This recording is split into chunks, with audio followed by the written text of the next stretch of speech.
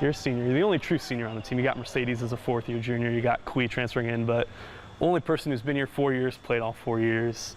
Must have flown by, yeah. It did. Me and my coaches always talk about how they've come out to see me like 5 years ago, and it's like a blink of an eye that it's already here. And after this season, it's the pros? Whoa!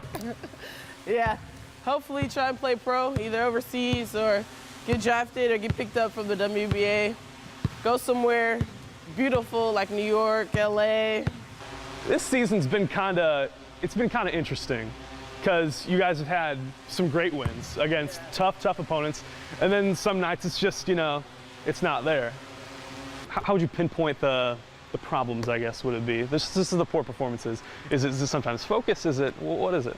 I would say it's focus, really, because we've gone and played Notre Dame, for example. We played Notre Dame, had a great win on our home floor, and then we had to go away and we played Auburn, and we had to go back to the SEC. So it's refocusing our mind from an ACC game, a big challenge, to going back and playing the SEC team and not taking anyone with any different types of records, you know, the same. So you got to treat every team the same. We were talking just a few minutes ago that you said how you're going to remember your time here is based strictly on what happens the next couple weeks. Yeah. If we get our team back to the Final Four, it'll be something that I think my team will be remembered for. You know, we haven't had the best success in the past couple of years, but if we get back there, it doesn't really matter what our record was, and people will remember that more than anything. You hear a lot of outside talk from our coaches. We don't read it, but they tell us like how people are downing us. Everyone's just gonna have to sit back and watch. What's like your best shot? What's your signature shot that you make? My highest percentage is coming off of a screen, maybe from the right side, from Sadie's. Just regular pull-up. You wanna run it? Of course. So I'm gonna be Mercedes Russell with like 4 defenders on me. Ugh, where's Jordan? Where's Jordan? And when? Oh, yep. Yep. And there we go. Got you, my screen. Blocks everyone else. Hey! There it is. Do you have any cool trick shots? Trick shots? Yes, our team, our AAU team, when we were in middle school, we would always do this shot before practice. And it was the first one to make it. You have to put your feet together. It's the dumbest thing. Put your feet together on the out of bounds. You can't jump. You're supposed to make it. I haven't done this in years. Oh. Oh! Yeah. Man, that would have been sick. Wow. Well, Jordan, that's all I got. Oh, Anything else thank you got? you. Oh, that's all. Thanks. Appreciate it. Thanks for having me. Yeah. The early signing period for college football commits starts on Wednesday, and for some athletes, this is the biggest decision they've had to make so far in their young lives. But tonight, let's talk about an athlete from Austin East High School who's waiting until February to sign his letter of intent. Let's talk about Chris Hunter. It started on the court for Chris Hunter. Basketball was his first love, but eventually a career in football came calling. I was going to tell myself, I was just like, whichever one I get my first offer in is the one I'm going to commit to. He stood out at linebacker and took on quarterback duties his senior season. Hunter got an offer from Army and committed to play at West Point. He later decommitted from the Black Knights to weigh his options. It's definitely a hard one. It's definitely a hard one. Having to talk to the coaches, you know, and tell them that you're going to explore your other options. It's definitely something that you got to kind of grow up about. Hunter dedicates his performance on the field and in the classroom to the two main women in his life, his mother and his grandmother. You know, they both tell me if I play bad, they'll say, Chris, you got to step it up. Dog. You had a terrible game. And they hold me accountable. So they ain't going to lie to me. They in my corner, and they go to bat for me. They did a lot of things, and they're the reason I'm here today. They sacrificed a lot for me, and I want to be able to give it all back to them. He also plays to honor his late cousin, Xavion Dobson. He used to try to play a little basketball in Lonsdale. We used to go to the court and play. We did a lot of things together. We hung out all the time. Every day, I think about him, and I'm going to push, and I'm going to make it for him.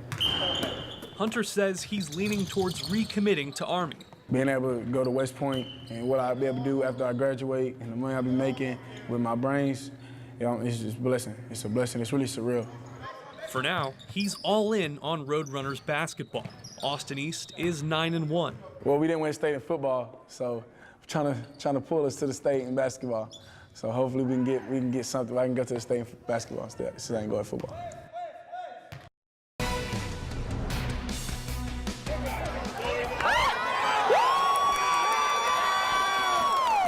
I'm a ball of nerves. Top center, just below the press box. That's where Shannon Herrig prays for her husband, Jeff, and son, Jameson, to beat McMinn Central. It's a lot on the line at our house. I mean, our whole mood of our home a lot of times revolves around whether we win or we lose. This is how life has been for some 20 years. Loudon football brought her and Jeff together. I saw Jeff in the press box and he just caught my eye. And our very first date was to go watch Little League football. I guess that was that, yes. Coach Herrig is back leading Loudon after 2 years at Knoxville West. The move to Knoxville challenged their family. They decided they were happier back home. It's almost like we never left. How often does that happen, that people let you come back? Now that the kids are older, Shannon invests a lot of her time in the team. You have some kids that don't have parents at home. They're being raised by a grandparent. We have an open door for kids, and I feel like they could come to, I hope, either one of us. Shannon leads a special life, a challenging one. She wouldn't give it up for anything. The biggest joy is to look down and see I've got my husband as the coach, I've got a player, and I've got the ball boy. And that's what makes my heart happy, is to see all of them because they love it. And finally, figure skating has taken over the Winter Olympics. WBIR 10 sports reporter Luke Slaybaugh asked some younger skaters at the Ice Chalet to explain the sport. This whole ice skating thing, I don't really understand. What's the big deal behind it? Well, why do you like it so much? Well, I like it so much because there's this music and so real pretty and there's a lot of, well, really excited. What's your best move? Maybe loops, jumps. Oh, yeah. Wow. Yeah, and that was really not good because I didn't land really long. What goes into a good landing?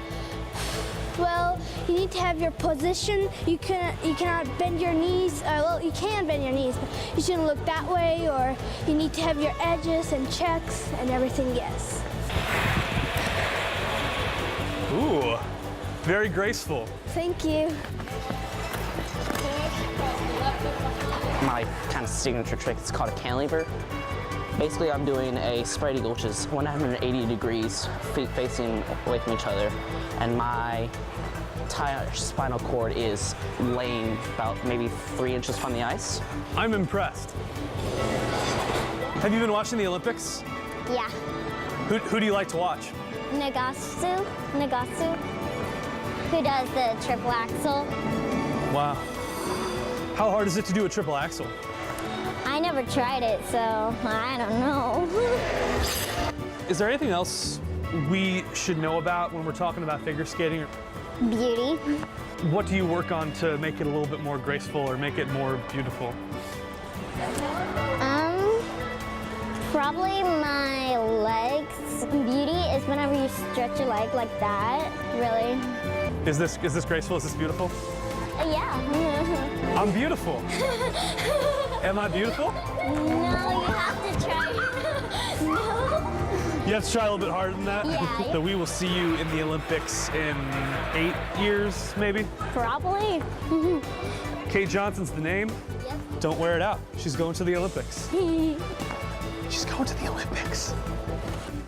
Yes, I grew up in St. Louis, and this is my childhood home driveway. This is where I grew up. It's where my parents still live. Today, we're gonna take you on a tour of St. Louis. Let's go.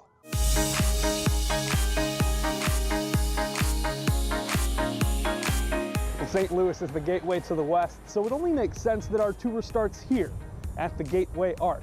It was built 52 years ago and stands as a memorial to President Thomas Jefferson and the American expansion that happened under his presidency. It stands at a whopping 630 feet tall, and I know what you're thinking. Pretty cool, right? Turns out it's actually a lot more fun at the top. You pay $13 to go to the top, and it's worth every penny. You can see up to 30 miles out either window. You can marvel at downtown St. Louis, or that at one point this was the westernmost boundary of the United States.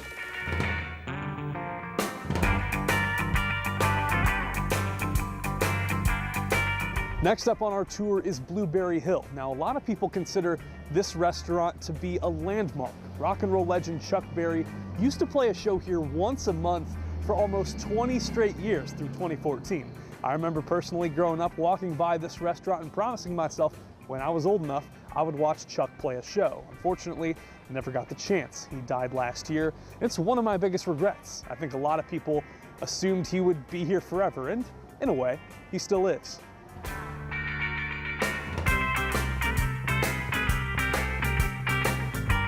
And lastly, but nearest and dearest to my heart, we are at St. Louis Priory School. This was where I went to high school, and I played baseball here. That was my thing. It was my first love. And believe it or not, I actually played a pretty good second base. I won All-League honors my junior year.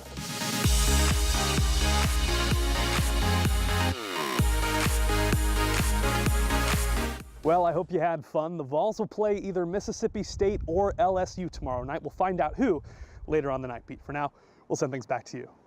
If you're good at it, you can do just about any sport. And WBIR 10 News sports reporter Luke Slabaugh introduces us to a girl who's using her talents on the beams in basketball. Meet 10-year-old Mackenzie Stewart. I am a level 7 gymnast, and I have a lot of friends here. Chalk up her talents to her reckless nature on the bars and the beams. Mom watches intently. It's terrifying. You know, we joke and say she's not aware of her own well-being and safety because she's got a broken foot and she still tries to do everything she can do, but she's always just been a daredevil. So this is the perfect sport for her because she gets to do all kinds of fun tricks. One day, she took those acrobat skills to the basketball court. And of course we thought that was silly, she'd never get it, but she did. The Stewarts posted her trick shots on Twitter, and lo and behold, the Harlem Globetrotters shared it, leaving Mackenzie a special message. Hey Mackenzie, that was an amazing trick shot. Thanks for participating in our World Trick Shot Day. I would love to see you on our 2017 tour. How does she do it? I don't know really, I just tried it. You need flexibility first to do it though. And knowing Mackenzie, she'll keep on attempting those trick shots. For viewing pleasure. In Knox County, Luke Slabaugh, WBIR 10 Sports.